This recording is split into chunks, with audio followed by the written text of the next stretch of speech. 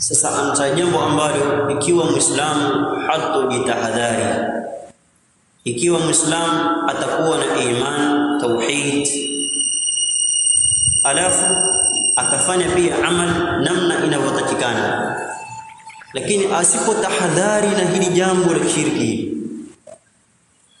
yale yote huko nyuma yatafutika yote. Sasa baada ya muallif kutaja mambo ya khairi, sasa anataja jambo la shari ili watu wafanyaje, waliepuke hili la shari, kulinda yale ya khairi yasifanyaje, yasifutike. Na maana mshairi anasema araftu sharra la li sharri walakin litawaqi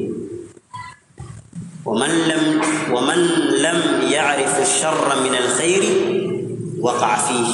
شير المسلم naijua shari, si ati najua shari na nataka nifanye.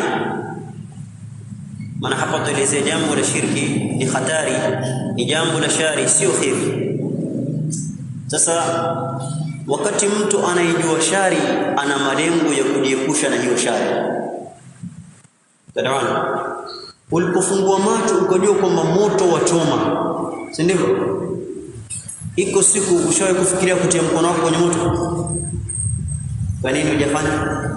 Kwa sababu wajua moto unaunguza, ule unachoma. Sasa malengo ya muallif kuweka huu mlango wa shirki hapa, si ati watu wakafanya nini, wakafanya shirki. Atuelezee jambo hili ili tujiepushe nalo. Mshairi akasema naijua shari, si ati nataka kufanya nini hiyo shari, bali najifundisha hiyo shari nijue ili nijiepushe nayo.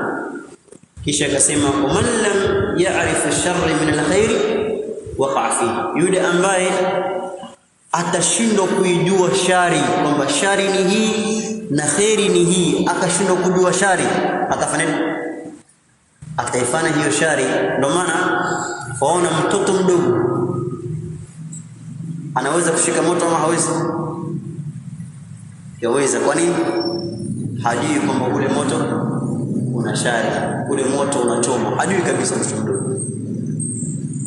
Sawa, mtoto aweza kujirusha baharini kwenye maji ambayo mwenye hawezi kuogelea, aweza kujirusha kwa sababu hajui kama kuna shari.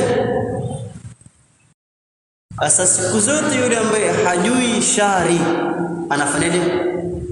Ataingia katika hiyo shari.